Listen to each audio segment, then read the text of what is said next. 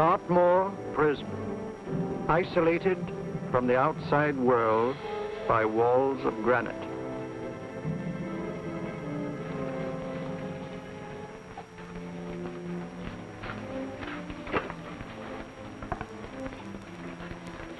They say you could get out of here by merely telling what you know. You may or may not be another Scotland Yard bloke, but I'll give you the same answer I gave the others.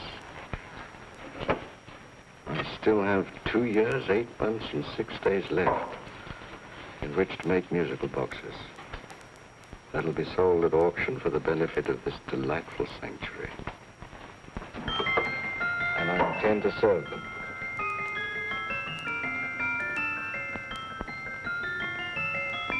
Move along. And now we come to the next object on our list, or I should say objects, because there are 3 of them. Now, ladies and gentlemen, these can be bought together or separately. Now, these beautiful little musical boxes only arrived this morning, and I didn't intend to put them on the auction block until later, but I'm going to sell them now. So, good friends, as our old pal Mark Antony used to say, lend me your ears. And what do you hear? Right. The beautiful tinkle-tinkle of a musical box. What a lovely trinket. What a beautiful gift. Created and made by loving hands. A thing of beauty and utility. I was going to start with £5. It's a bargain, £5. Do I see any hands? If there's a connoisseur in the house, will go £3 for it. £2. £1. 10 shillings. Thank you, sir. Ladies and gentlemen, 10 shillings is offered for a musical box you couldn't buy anywhere in London for less than £5. It'd be stealing to let it go for 10 shillings. Like taking milk from a baby. All right, we're selling for 10 shillings. 10 shillings, 10 shillings is offered, 10 shillings is offered, 10 shillings is offered. Will anybody give me £1? Will give me £1? Oh, £1, give me £1. £1 is offered, £1 is offered, ladies and gentlemen, £1 is offered. It's against you, sir. Will you go to £2? Will you go to £2, sir?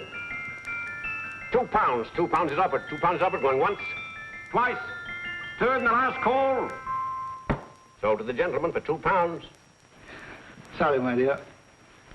Now, ladies and gentlemen, comes the opportunity to purchase an exact duplicate of the beautiful little musical box just bought by this gentleman for the ridiculous low price of £2. Oh, it's exactly the same. Exactly the same. Made with the same hands. You hear that? Isn't that lovely? That tinkle, tinkle, tinkle, tinkle. Sounds like Bow Bells to me, you know, with little angels pulling on the ropes, eh? Who'll give me £2 for it? Who'll start me with £2? Will anybody start me with £2? Oh, come, ladies and gentlemen. You know, from your enthusiasm, we might all be in Scotland instead of London. Please buy it for me, Daddy. £2, certainly not. We all might be in Scotland. Besides, I don't like his manner. £1, 10 shillings. £1. £1 is ours. £1 is offered. £1 is offered, going £1. Any advance? Going once, going twice. The third and the last call. Sold to the lady for £1. Smart bidding, my dear. Thank you. We come to the third and last of these beautiful little musical boxes. Exactly the same. Tinkle, tinkle. Isn't that lovely? Ladies and gentlemen, I don't bring you here to gull you and swindle you. This is the exact replica of those 2 I just sold before.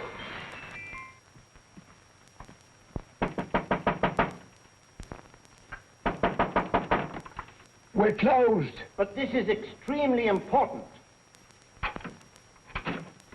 Come in, sir, come in. I'm sorry to disturb you, but I was unfortunately delayed from arriving in time to bid on certain articles which I was rather anxious to obtain. Or perhaps they weren't sold, sir. We are carrying several things over. What might the articles be, sir? 3 identical musical boxes, about so large. Oh, I'm sorry, sir, but they were sold. Pity you weren't here to bid on them. They didn't bring anything like the real value. I'm most anxious to obtain them. I wonder if your records would show who the purchasers were. Oh, we don't usually give out that information, sir. For certain, shall we say, sentimental reasons, I'm most anxious to get in touch with the purchasers. I'd be willing to pay, shall we say, £5. Well, for certain sentimental reasons, sir, we'd be very happy to oblige. Alfred, today's sale. The 3 musical boxes. Musical boxes, oh. Ah, here we are. The first purchase for £2 from Mr. Julian Emery, 52 Portman Square. Write this address down, Alfred. Yes, sir. Second didn't leave any name. Oh, how unfortunate. I think she's a dealer. You see, they don't like us to know where the things are going. On account of the profits.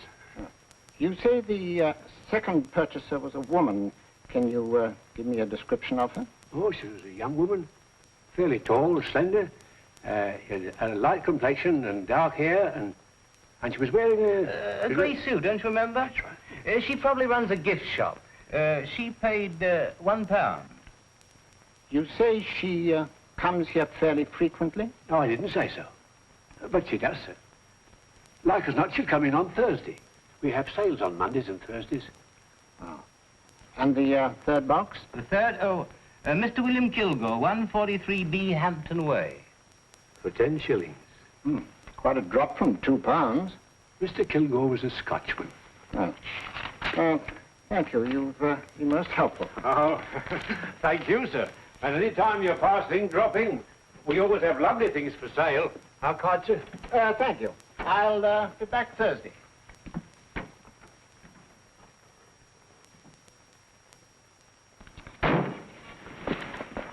The message reached us too late.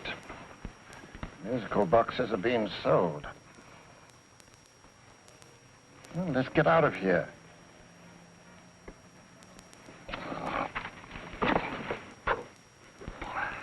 Someday you'll go too far.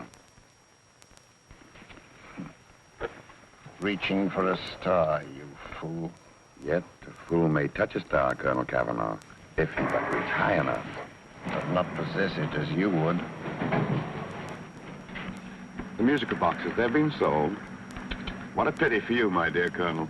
Is it my fault that the message reached us only an hour ago? Is it my fault that they were sold? You can't hold me responsible for that. Hope for your sake you're right.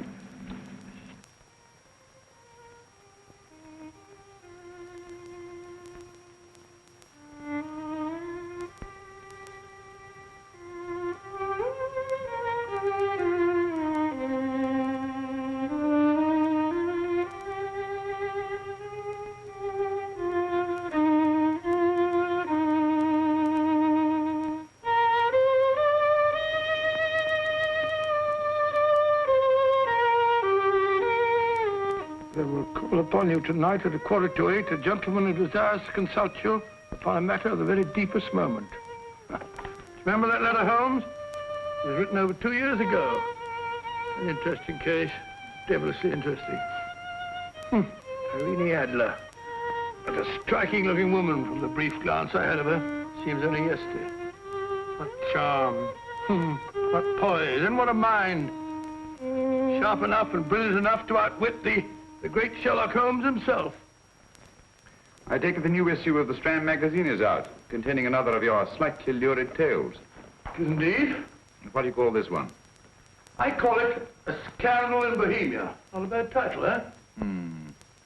If you must record my exploits, I do wish you'd put less emphasis on the melodramatic and more on the intellectual issues involved. More on the what do you mean by that? Well, I do hope you've given the woman a soul. She had one, you know. By the woman, I suppose you mean Irene Adler. Yes. I shall always remember her as the woman.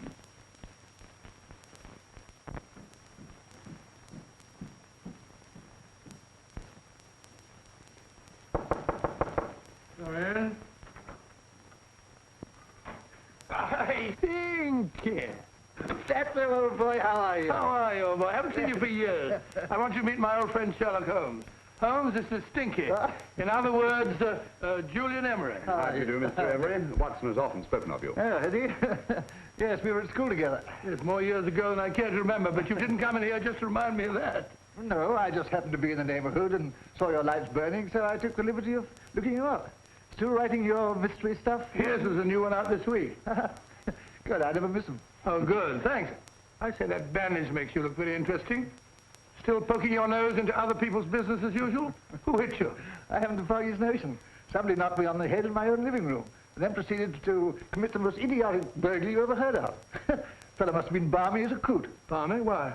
Come sit down, old boy. Would you You like a cup of tea? Huh? Oh, all right. I'll go and tell Mrs. Hudson. Yeah. Why do you say the robbery was idiotic, Mr. Emery? Oh, simply from the fact that with about £5,000 worth of musical boxes in my living room, the thief, who I caught in the act, made off with one that isn't even worth £5. I gather you're a collector of musical boxes. Yes, I am indeed. Some of them very beautiful, but not the one that was stolen. The thief evidently grabbed the first thing that came to his hand when he heard me coming into the room. Still, it's rather odd, isn't it, that having disposed of you, he didn't pick up something more valuable. Was there anything unusual about the stolen box? No, nothing at all. No, I picked it up in the south of France, several years ago. You say you have many valuable music boxes, and yet the thief made off with one that isn't worth £5. Sounds like rather an intriguing little problem.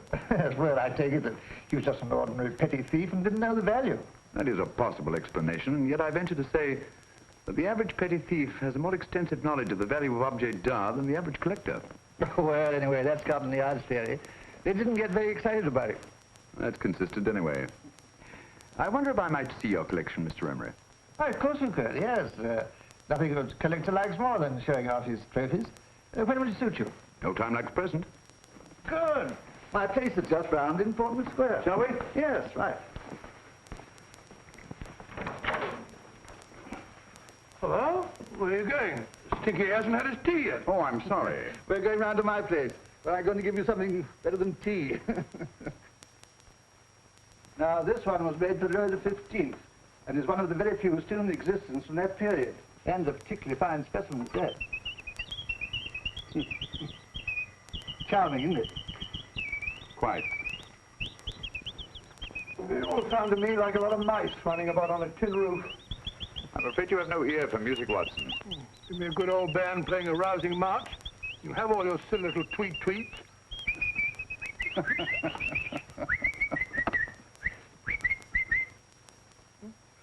No room. This is me.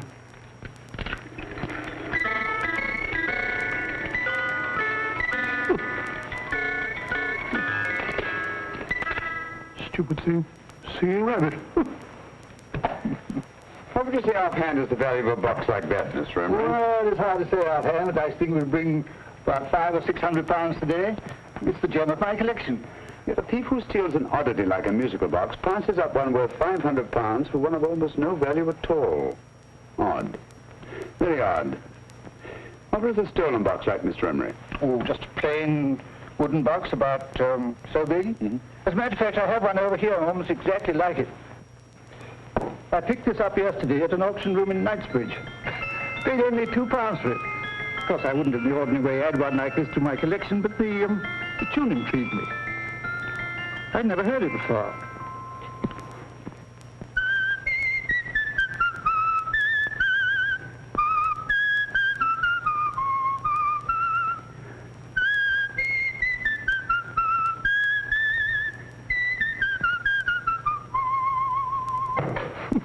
You have a remarkable ear for music, Holmes. Rather an unusual melody. Sit down, Will. Thanks. You say you bought that box at an auction sale yesterday? Yes, the Gaylord auction rooms in Knightsbridge. Run by old, what's his name? Crabtree. That's the man. At what time was the robbery committed? Oh, about 3 o'clock this morning. You know, Mr. Emery, that box and the robbery might well be cause and effect, especially since you say that the stolen box outwardly resembles this one a great deal. And Scotland Yard were not particularly interested, eh? Oh, yes, but I wouldn't blame them for that, especially as I told them I was quite unable to describe the thief, except, of course, for the fact that it was definitely a man. All you remember is that you came in here and someone struck you on the head. Yes, and the next thing I knew, my man was trying to revive me. It might be wise for you to put that box away somewhere and lock it up. Oh, I don't think that's necessary. Besides, everything's insured. Well, at least if any further attempts at robbery are made, I'd suggest that you call the police, rather than running into any personal danger. Oh, come, Holmes, aren't you being a bit of an alarmist? Possibly. Well, Mr. Gray, old Stinky. Seems to me you are making rather a mountain out of a molehill. Molehill is the word, old boy, and it's time you were in bed. Thanks so much for letting us see your place. Well, it's been glad meeting you. Holmes, I can't understand why you were so mysterious. Seems to me the petty thief explanation was the only sensible one. Really? I can't see how you can believe it was anything else. I didn't say I believed it to be anything else. The petty thief theory is the obvious one, I grant you. However, it's often a mistake to accept something as true merely because it's obvious. The truth is only arrived at by the painstaking process of eliminating the untrue. We are not able to do that in this case without further data. Rubbish, you're pulling my leg. You're trying to turn a tuppenny halfpenny robbery into an international plot. No, I'm not. I just hope that your friend Stinky is a little more cautious in the future. Just in case.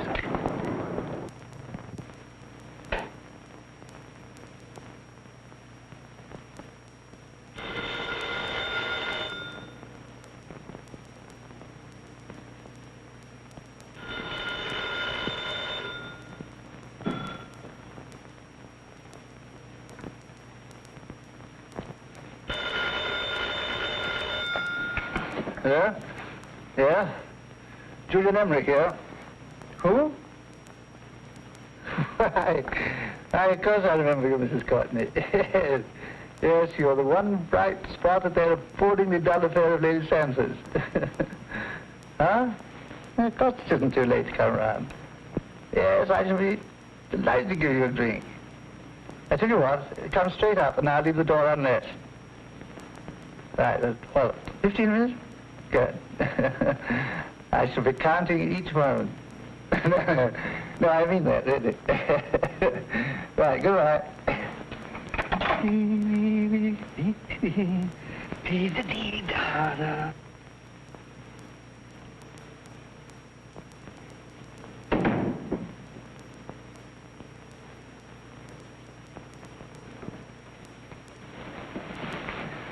Boo! Oh, you startled me. Did I? Yes. Must be the pixie in me. I know I shouldn't have called you so late, but I was at a party just around the corner, and I remembered your invitation to see your collection of musical boxes. My dear Mrs. Courtney, the pleasure is all the greater for being so unexpected. My friends call me Hilda. Thanks. Mine call me Stinky. Stinky, how quaint. Oh, what a perfectly wonderful collection of musical boxes. You know, when you told me you had a collection, I had no idea it was so attractive. Yes. They appeal to the ear as well as to the eye. Oh, what a plain little one. Why, it looks just like a country cousin amid all this grandeur. No. You mustn't underestimate the country cousin. Only last night a burglar broke in here, and with all these to choose from, went off with one very much like it. Really? Yes, I don't mind the loss of the box so much, but I do resent this crack on the skull. But it makes you look so interesting. Oh, do you think so? It's funny, that's what old Fatso said. Fatso? I mean, Dr. Watson. He was here this evening with a friend, Mr. Holmes. He's interested in my collection, too. Sherlock Holmes? Yes. Do you know him? I've heard of him. Yes, he seems to think I'm in some sort of danger. What a haunting tune. It takes me right back to my childhood. Really? Do you know, it's odd that you should be interested in that particular musical box. Odd? Why? Because Mr. Holmes is also interested in it. He may have been more interested in the tune than in the box. I did, yes, that's right. I remember now. He whistled it note for note, having heard it only once. Really? He must be a remarkable man. Bit of an alarmist, if you ask me. Don't you believe in warnings? Of course not. Who'd want a box like that? I would. You're not serious. Oh, but I am. Well, you put me in a very awkward position. I'm a collector, you know. And the collector buys but never sells. But if the price were high enough... Price has nothing to do with it. It's the principle of the thing. Yes, well, we haven't had our drink.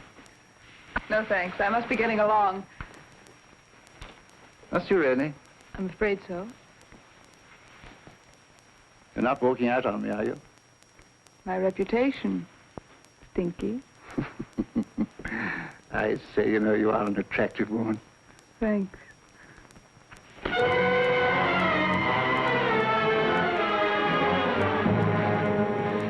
You fool. I told you to wait outside. What did you have to kill him for? All I had to do was walk out with this. He held you in his arms. Don't touch him. Don't touch anything. Now get out. I'm sorry. You're sorry. What about me? This is murder. What about Scotland Yard? What about Sherlock Holmes? Now get out!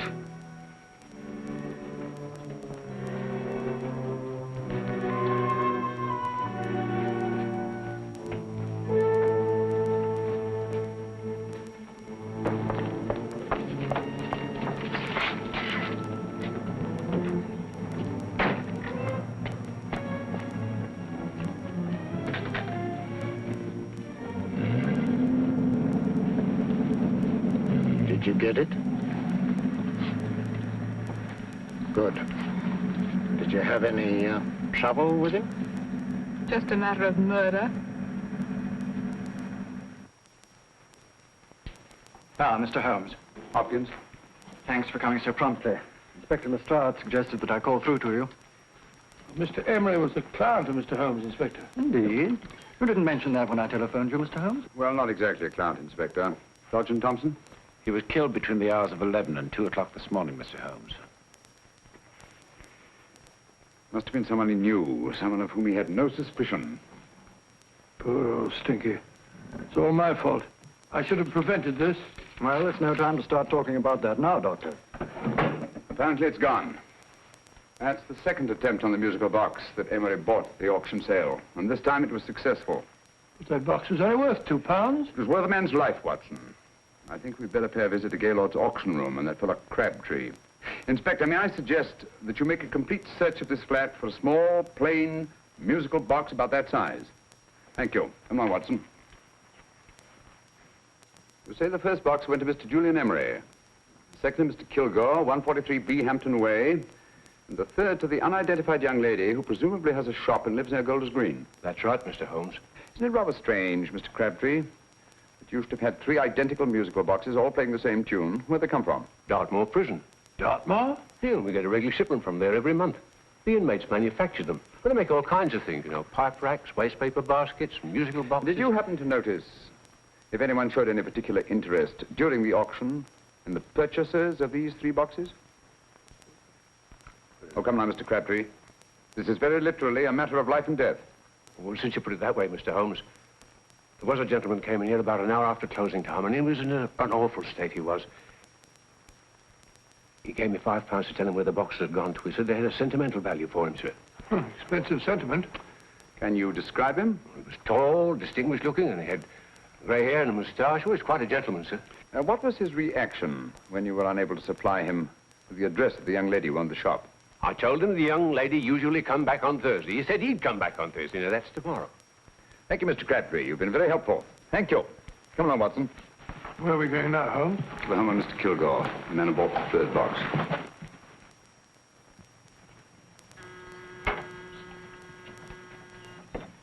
But hang it all, Holmes, how do you know those other 2 musical boxes are of any importance? I don't, but I certainly have no intention of waiting until the owners are murdered to find out. No one at home. I hope that's the explanation. I'll have a look through this window.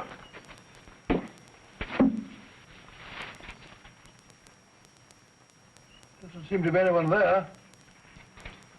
The whole place seems deserted as far as I can see. Yes. Mr. and Mrs. Kilgore at home? No. When do you expect them? Oh, in an hour or so.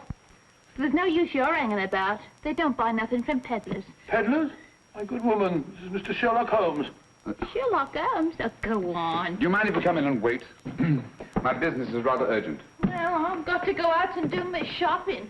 And I don't know if Mrs. Kilgore would like any strangers nosing about. Quite all right, I assure you. Well, I've got to be off. It's too late in the parlor. And no smoking either. Mrs. Kilgore says it smells up the house. Funny old girl, Holmes.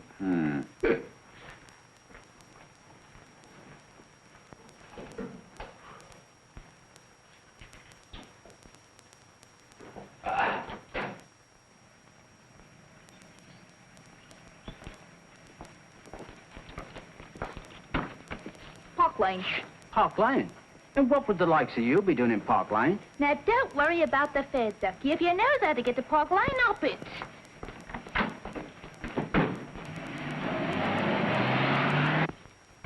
You know, Holmes, I've been thinking. There must have been something hidden in that box of old Stinky's. Stolen jewelry, possibly. What's up, Holmes? Listen. What's just the steam in the water pipes?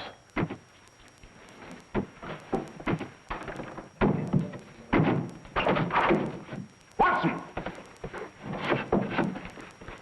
Great Scott! Come on, Holmes. Get on the chair here. It's all right, my dear. There. Now, don't worry. It's all over. There you are, dear. Don't cry anymore. She tied me up and shut me in the cupboard. I know. She won't come back. Did you show her your new musical box? Yes, she said she wanted to hear it play, and as soon as I showed it to her, she grabbed hold of me. I know. Now, don't worry. We'll buy you a new musical box. Yes, my dear, the best one in London. Watson. Oh, what a fool I've been. What do you mean, Holmes? She took the musical box out of this house and that market basket, right under our very noses. Why could the Kilgore charwoman want to take the music box? She isn't a Kilgore charwoman. She's a consummate actress. An extremely clever, unscrupulous woman who will stop at nothing. Take care of the child, will you, Wolfella, till our parents get back. Explain everything to them. Of course I will. But, Holmes, where are you going? Somewhere, somehow. I must get to the young lady who bought that third musical box before our opponents find out. I only hope that I won't be too late. Oh, no. No, darling, you mustn't cry anymore. Now, cheer up. Would you like to hear old Uncle make a noise like a duck?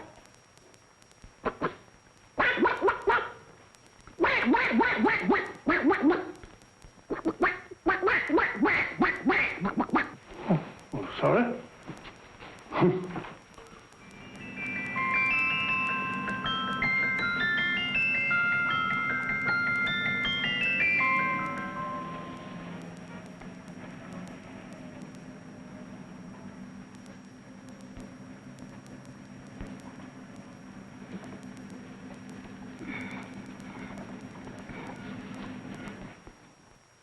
Now, ladies and gentlemen, how much am I offered for this beautiful lace Dresden china figurine?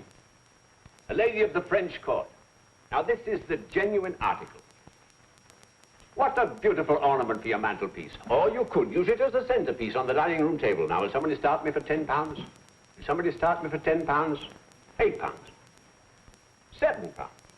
All right, £5 is offered, £5 is offered, £5 is offered, £5.10, £5.15, £5.15. £6 is offered, £6, going once, going twice, the third and the last call. Have you all done? Sold to the lady from Twickenham for £6. Next, we have a real museum piece, ladies and gentlemen. A fine 19th century doll. A costume and exact replica of the holiday clothes worn by the Hungarian peasant women. Now, ladies and gentlemen, an article like this would cost you from £15 to £20 in a West End shop. I'm not going to ask you for anything like that. Who'll give me £2 for it?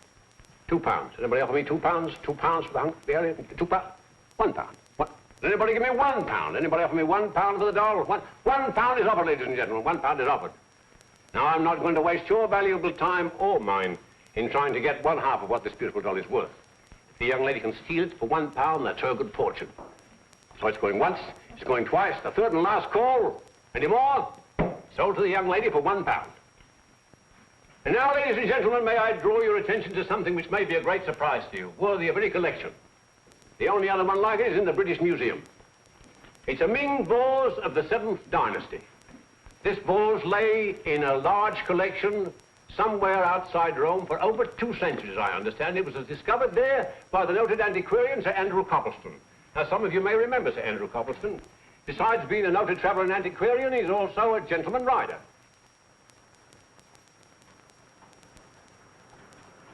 The girl with the parcel in her hands, that's her. Are you sure that's the girl? Well, she fits perfectly the auctioneer's description. Follow her, Hamid.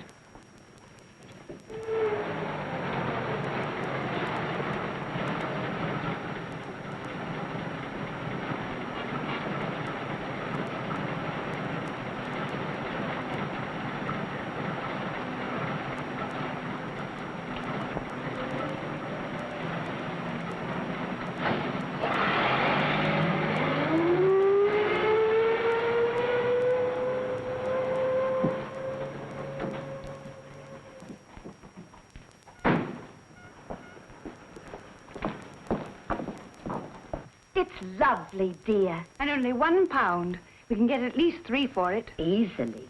I'll go make some tea. I could do with a cup. Right.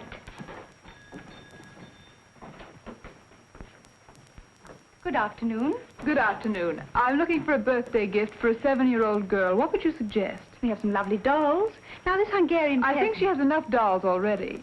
Books are always welcome. Well, I'm looking for something a little different. Well, that's rather cute. What is it? Well, that's a musical box. Children always love them. And this is an exceptionally nice one. It plays many tunes.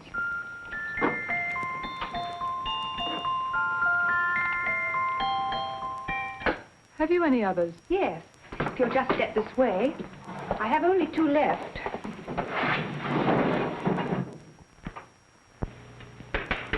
Oh, nice.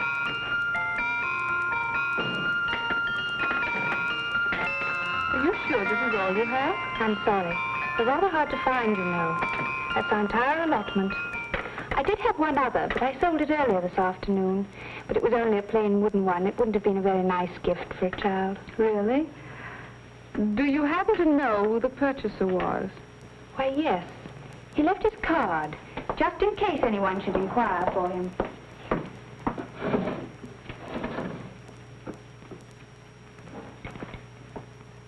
How interesting. I'm sorry, but I'm afraid I'll have to look a bit further. Thank you anyway. Good afternoon. Thank you.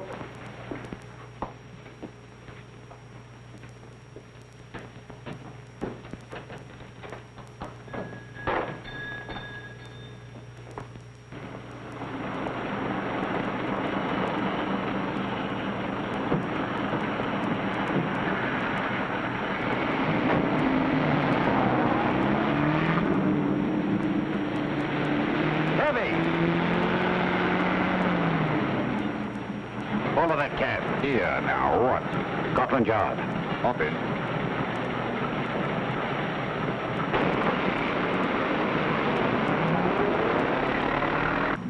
Sherlock Holmes. I might have known. We thought we were the hunters, instead of which we're the hunted. We've been fools. We played right into his hands. Of course. He's had us followed. Don't look. The man in front of the toy shop. Hamid. Turn sharp right at the next corner and again at the next.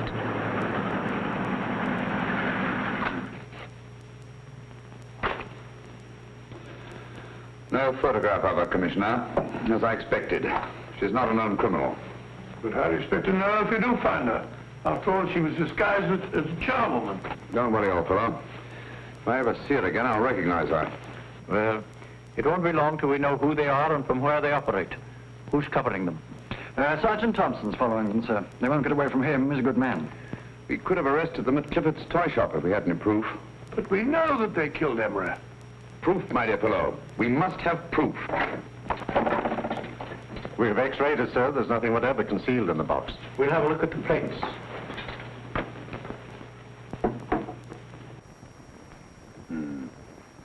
There must be some clue.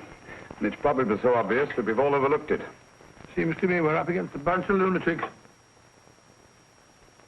Not lunatics, my dear fellow. Extremely astute, cold-blooded murderers. What can these little musical boxes have in them that's so important? Don't forget, they were made in Dartmoor prison. You can smuggle stuff into prison, but not out. Do you want us to break the box apart, sir, to see if there's anything the X-ray hasn't caught? No, not yet. Do you mind if I take it? Certainly. Thanks.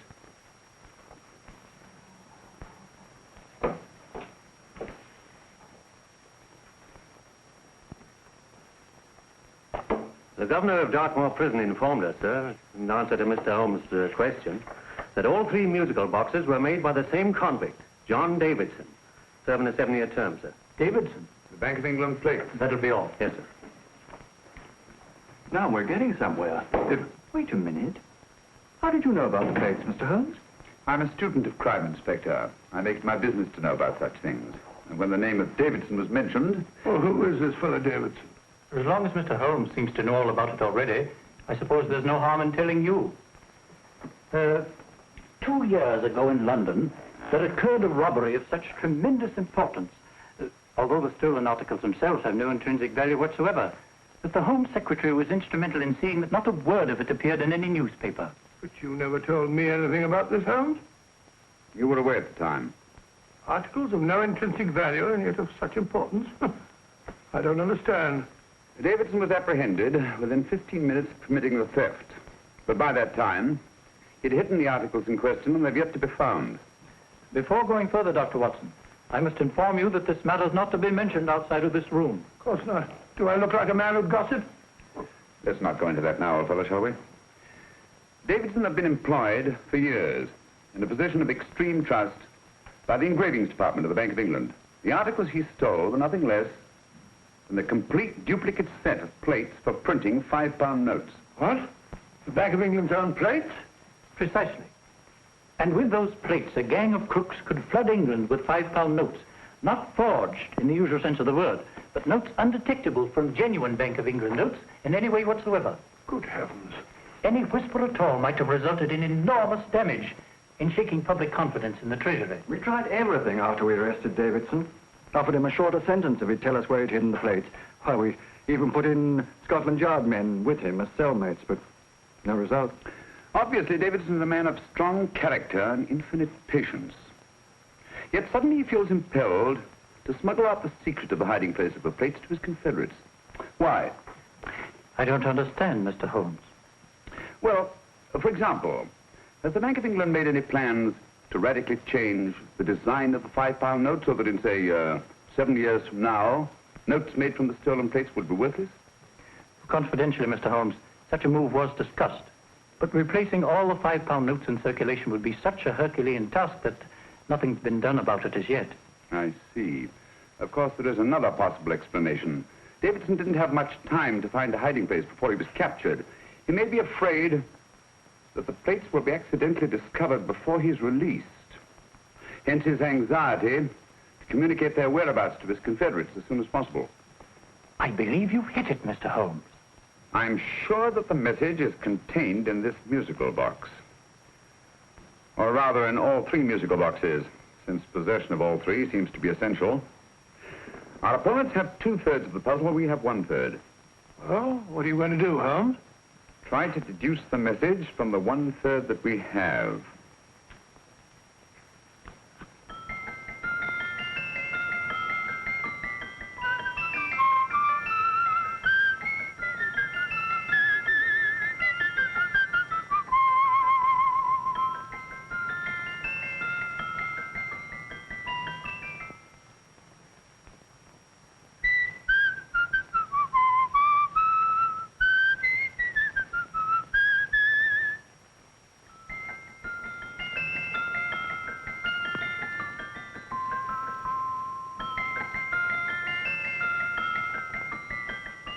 It's the same tune as the one played by Emery's musical box.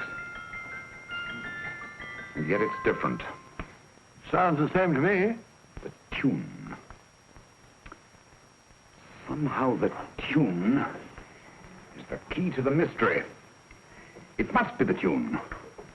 Otherwise, why use 3 musical boxes to convey the message? Why not collar boxes or shoe boxes? Yes? Oh. It's for you, Inspector. Oh, thank you, sir. Inspector Hopkins speaking. What?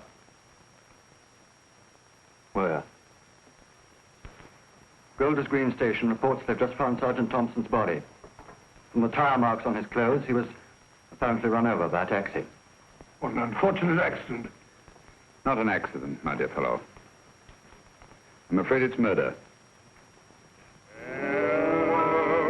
You never know just who you're going to meet when you're walking down a busy London street. Mrs. Orchid, Mrs. Brown, any subject of the crowd. Oh, you never know just who you're going to meet. So you better hold your topper in your hand, just in case you meet a lady on the Strand. Girls will think you're kind of sweet, and your day will be complete. Oh, you never know just who you're going to meet. Now, a gentleman is judged by his appearance. Yes, a gentleman is judged by how he talks.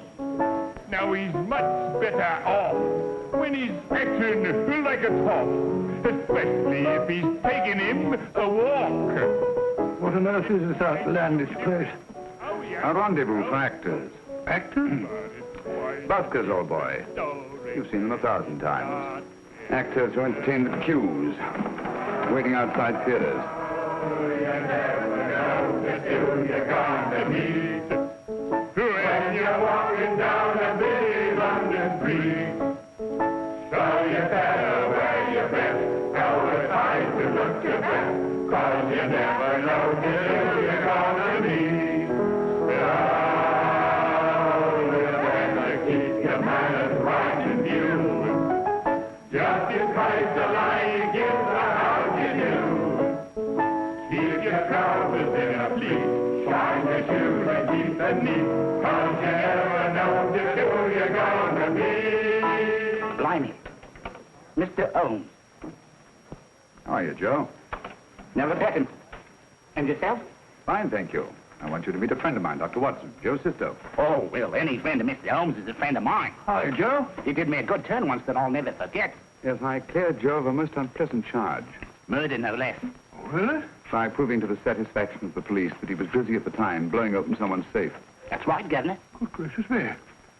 Joe, now you can help me. Come on, buzz off, buzz off. Come on, off it, off it. Can't a gentleman have some peace and quiet around here? And you too. There you are, Mr. Holmes. Now we can have some peace and quiet around here. Thank you, Joe. There's £5 in this for you. Well, I wouldn't want to take it on myself, sir, but I can get somebody to do it for you for half of that. You don't know what the job is yet. For £5? Murder, ain't it? What?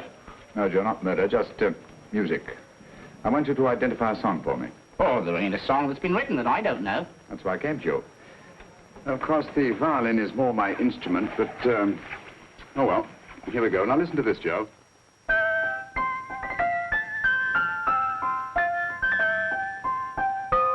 Wait a minute. You're playing that wrong. That should be E natural, not E flat. You know the song? Oh, yes. It's an old Australian song called, the Swagman. But you're playing it all wrong. That's what I hoped you'd say. Now listen again, Joe.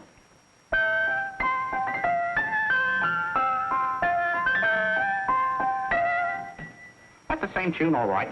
But you're making different mistakes than you did the first time. No, not mistakes, Joe. Call them variations. Here, play the song for me, will you, the way it's written.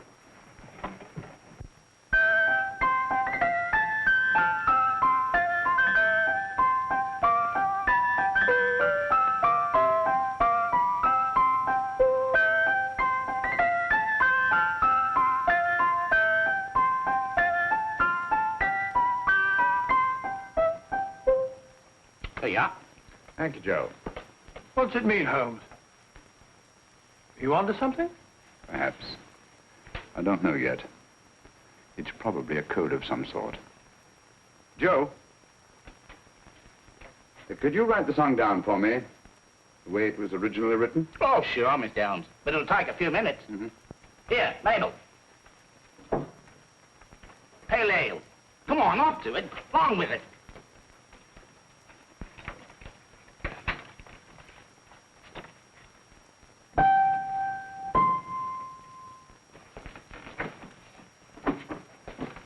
Well, obviously it isn't the lyrics.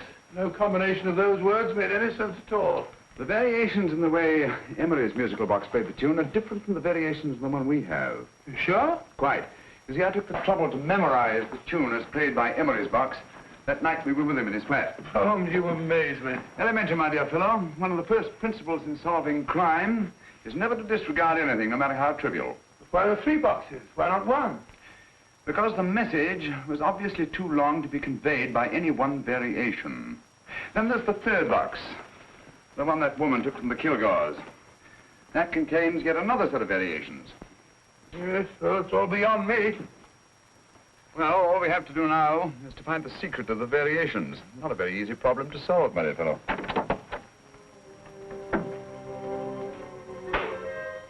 Hello. What's up? We've had company.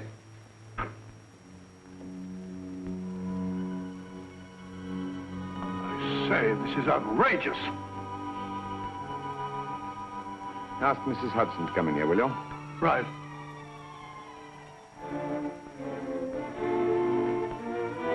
Mrs. Hudson? Yes?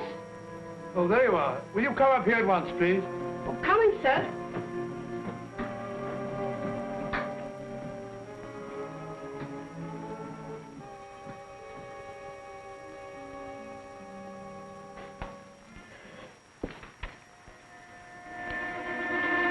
Mercy me, Mr. Holmes. What has happened? Who called while we were out, Mrs. Hudson? Just a young lady. The one who said you wanted her to wait for you. And a nice-looking old gentleman with Our her. friends again, Watson. Friends? What did the young lady look like? Oh, I couldn't see her face. She had a heavy black veil on. But she had such a nice way with her. Oh, I'm sorry, Mr. Holmes, if I've done anything wrong. But you did say I should always let clients come in and wait for you. Don't worry, Mrs. Hudson, don't worry. You had no way of knowing. It's quite all right, quite all right. Now, don't worry, Mrs. Hudson. Don't worry. Where on earth's the musical box?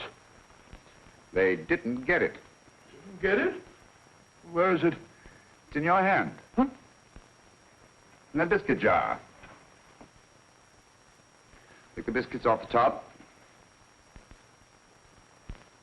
Now put your hand inside, and you'll find the music box. Well done, Holmes. Well done. Amazing.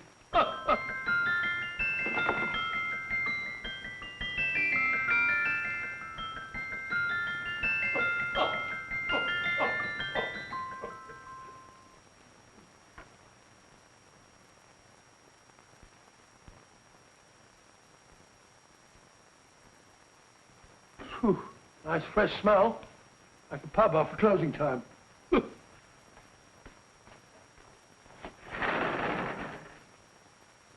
I say, Holmes. What? It's morning. Allow me to congratulate you on a brilliant bit of deduction.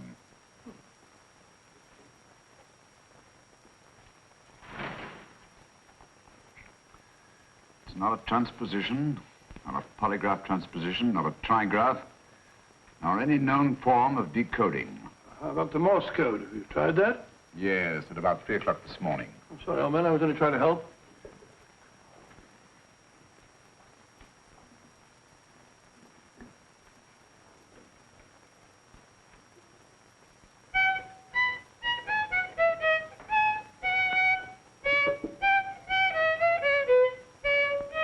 Oh, do me a favor. Not again. Must have heard that thing 1,000 times. Kept me awake all night.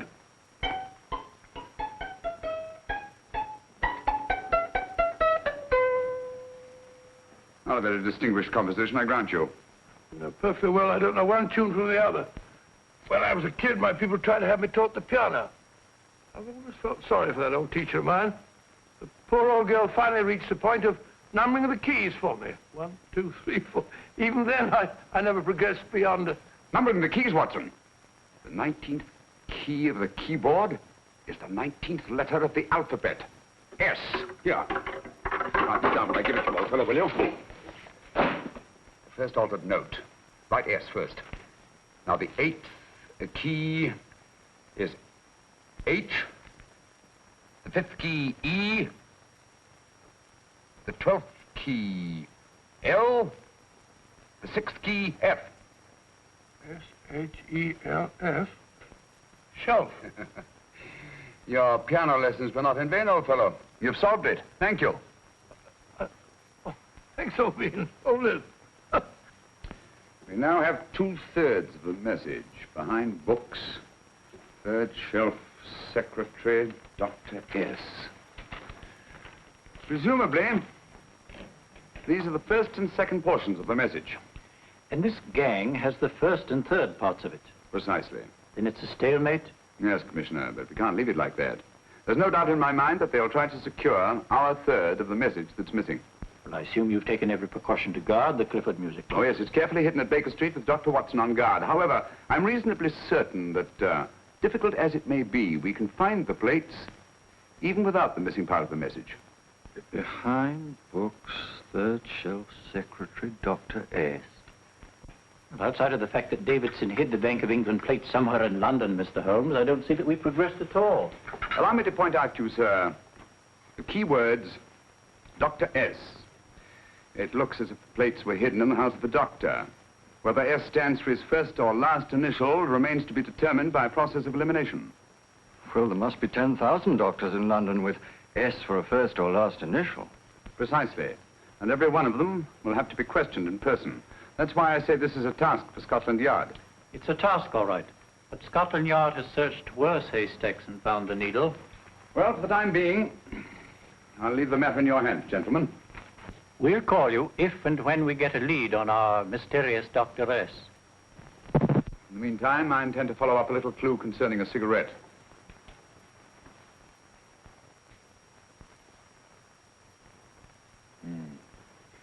You're certain of the identification of the tobacco? Absolutely. I have made up this special blend for only 3 customers. It is almost pure Egyptian, with a mixture of latakia for added body, and a pinch of perique. Merely a whisper, as one might say, for elusive fragrance. Yes, yes. And the 3 customers? Major Wilson in Bombay, India. Mrs. Catherine Leamington Smith in Ireland. Yes, and the 3rd? Mrs. Hilda Courtney of Park Mansions, Bryanston Square. Thank you. Thank you very much. You've been most helpful. It is a pleasure to have been of service, Mr. Holmes.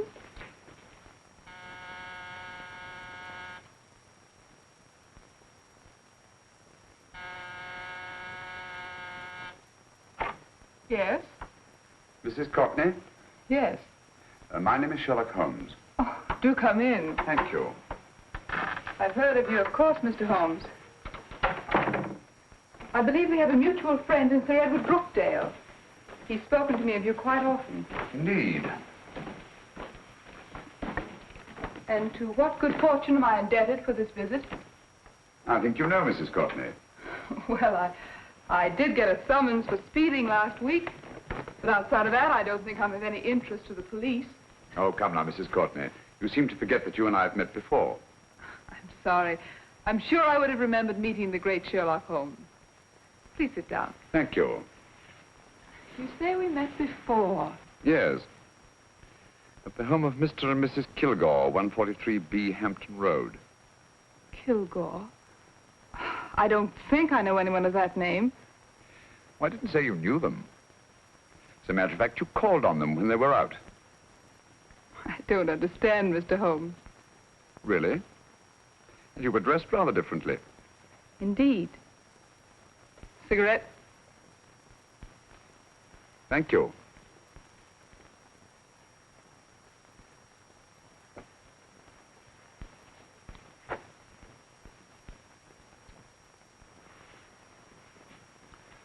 Thank you. You know, Mrs. Courtney, people generally forget, in assuming a disguise, that the shape of the ear is an almost infallible means of recognition and identification to the trained eye. Evidently, you've mistaken me for someone else. Oh, no, not at all. Though naturally, I expected your denial. But when you paid your visit to my rooms at Baker Street, you carelessly left behind another identification. They're, identical, aren't they? Yes, I must admit they are. You see, Mr. Holmes, to catch one as clever as you, I had to use a very special lure. I knew you'd be unable to resist the bait of my cigarette, having read with great interest your monograph on the ashes of 140 different varieties of tobacco. I should advise you not to move, Mr. Holmes. I must congratulate you on your ingenuity, Mrs. Courtney. It was indeed a brilliantly designed trap. Thank you, Mr. Holmes. Praise from a master is indeed gratifying. I shall always cherish the memory of your flattering words. Memory? Precisely. I'm afraid these gentlemen have a most regrettable task to perform. Unless, of course, you care to turn over the missing musical box with your pledge to take no action against us in the future. I'm afraid that will be impossible. I thought that would be your answer. Hamid! Careful! Careful. There's no need to be unnecessarily rough with our distinguished guests. You realize, Mr. Holmes, that your demise will not take place here. The corpus delicti, you know. Well, naturally. Shall we go? It's so fearfully awkward having a dead body lying about. Don't you agree, Mr. Holmes? Another dead body shouldn't weigh too heavily on your conscience, Mrs. Courtney.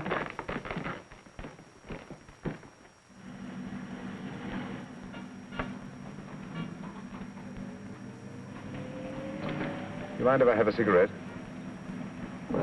Don't see why not.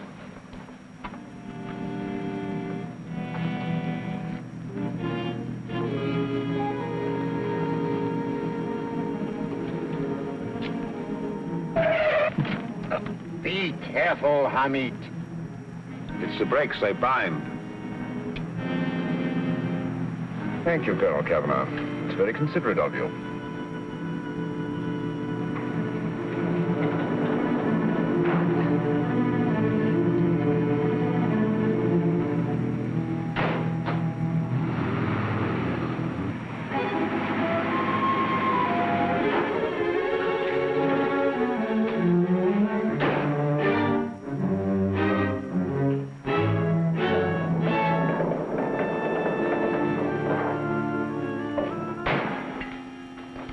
You'll be happy to know, Mr. Holmes, that your death will be a painless one.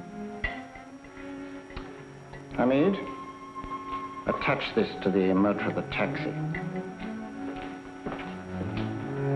That little attachment, my dear Mr. Holmes, contains the deadly fluid known as monosulfide. The Germans use it with gratifying results in removing their undesirables.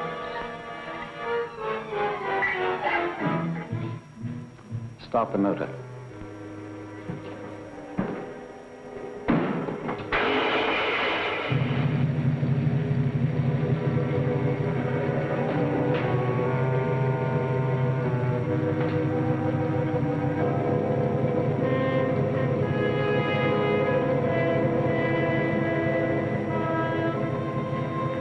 Tape his mouth.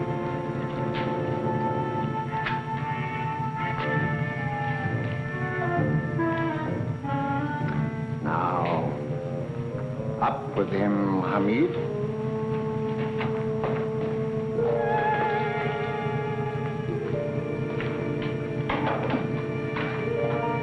You find yourself like Muhammad's coffin, Mr. Holmes, suspended between heaven and earth. Plenty of fuel in the tank? Good. It would be too bad to have anything go wrong through so simple an oversight.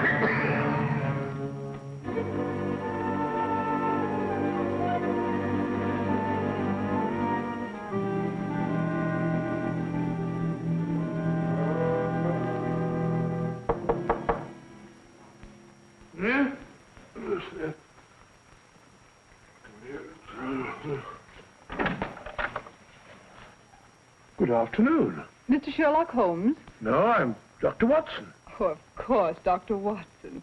How stupid of me. Oh, so stupid of me. Won't you come in? Well, I really came to see Mr. Holmes. Oh, I'm afraid he's out. I don't know when he'll be back. Perhaps there's something I can do. Won't you sit down? Thank you. You know, Sherlock Holmes and I have been engaged on a great many cases. Oh, really? Yes, indeed.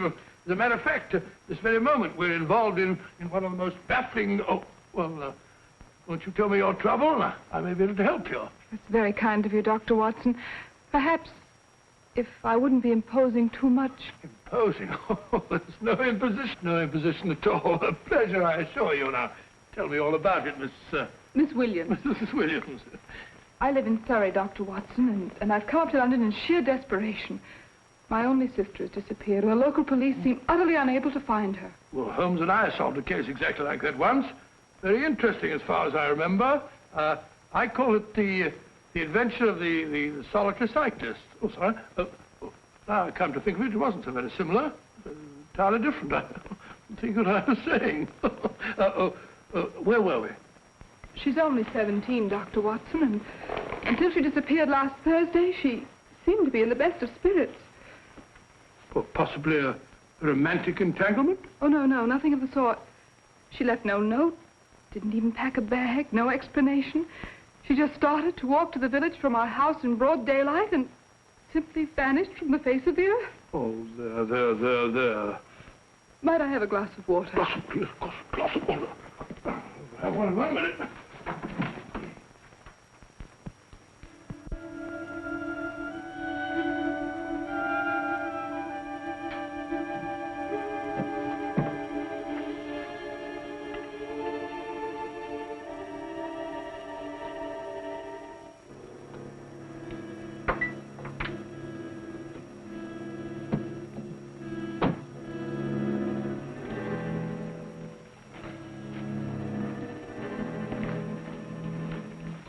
There you are, my dear. Thank you, Dr. Watson.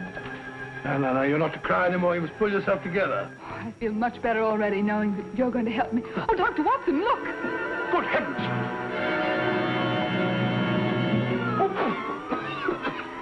Get through the fire brigade, quickly!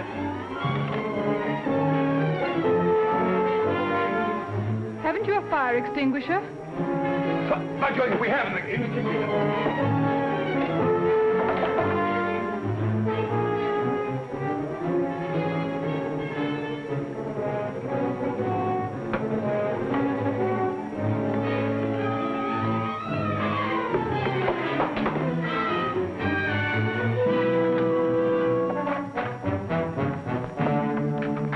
Don't you worry, Miss Williams. We'll have this thing out in no time.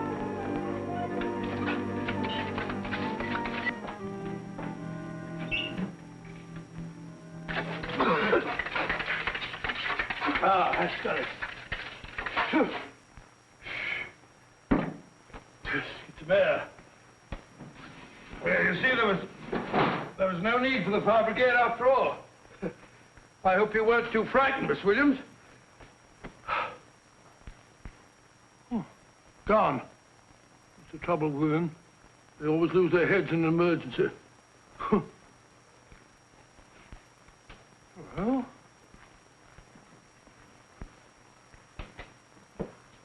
a musical box.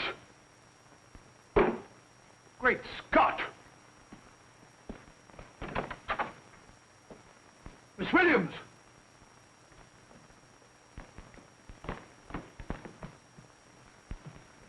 Well? Good. And Holmes? By now, Mr. Holmes has no doubt exchanged his violin for a harp. Always assuming that heaven is his destination. And now that we have the missing musical box...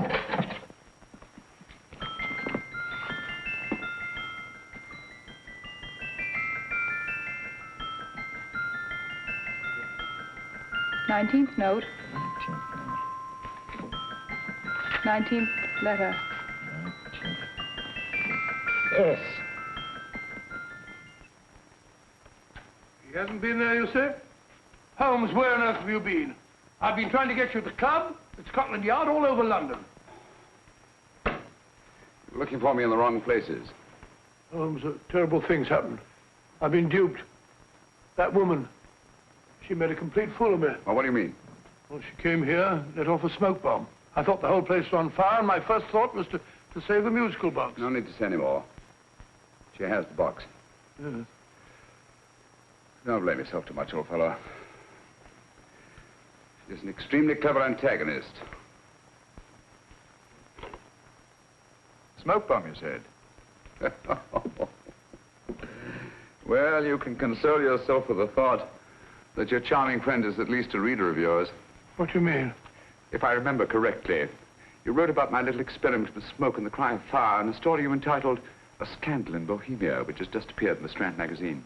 All right, old boy. Don't rub it in. Well, it may cheer you up to know that you made a fool of me, too. That cigarette stub was planted here for one express purpose. We're going to bandaging around this place. Bandaging? What's the matter, Holmes? You hurt? Explanations will have to wait until later. At the moment, we're faced with a problem which I fear is insurmountable.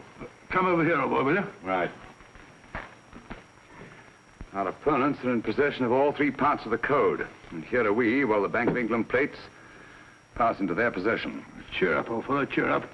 As Dr. Samuel Johnson once said, there's no problem the mind of man can set that the mind of man cannot solve. What's that, old fellow? I was just quoting Dr. Samuel Johnson. He said there is Thank you, Watson. Thank you. Leaving the front reception room, we come into the main hall, where Dr. Johnson was in the habit of passing through to have his meager meals in the dining room opposite, in company with his friend and biographer, James Boswell.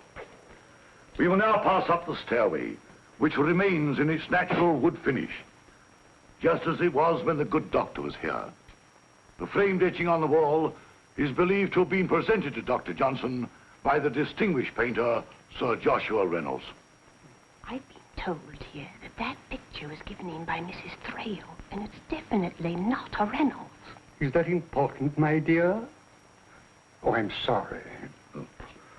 This way, ladies and gentlemen, please, this way. Move along, children, move along. The secretary's not on this floor. Patience, Hamid. I've a feeling My dear Colonel, with Sherlock Holmes out of the way, what could go wrong?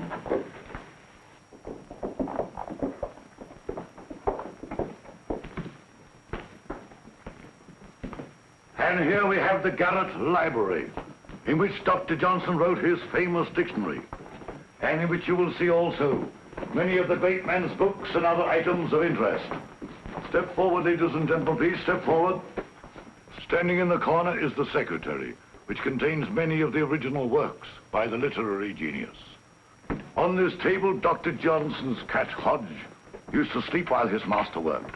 A strange thing about this cat, ladies and gentlemen, was its love of oysters. They do say that the dear doctor often went hungry to find the cat that delicacy. What a pity. Now we will visit the grey room, which is immediately below us, in which you will see the very bed in which Dr. Johnson died. What did he die of? Gout. Just gout. This way, ladies and gentlemen. Mind the steps, please.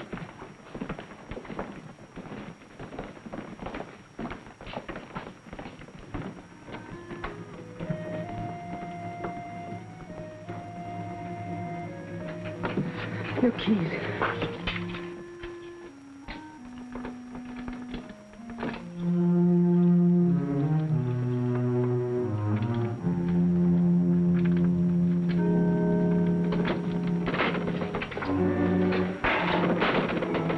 Third shelf up.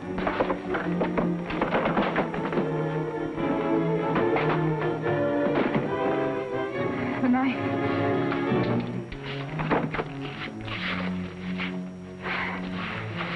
Gentlemen, the Bank of England plates. Well, Mrs. Courtney, so we meet again. No, I shouldn't do that if I were you, Colonel Cavanaugh. I must congratulate you, Mr. Holmes. You're far more clever than I thought. Thank you, Mrs. Courtney. Praise from you is indeed gratifying. I shall always cherish the memory of your flattering words. Memory? Oh, thank you. And now I have a most regrettable task to perform.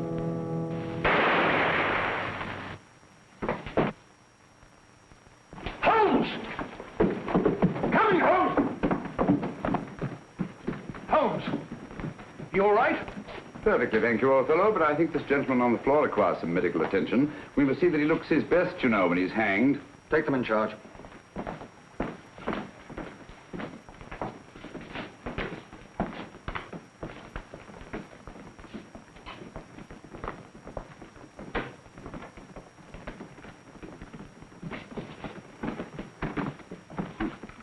A brilliant antagonist. It's a pity her talents were so misdirected. Will you see that these plates are returned to the Bank of England, Inspector? I still don't understand how you solved it, Mr. Holmes. It's entirely due to Dr. Watson. He gave me the clue when he mentioned Dr. Samuel Johnson. Well, congratulations, Doctor. Oh, thank you, Inspector. I don't think I'd have done it entirely without Mr. Holmes's help, you know.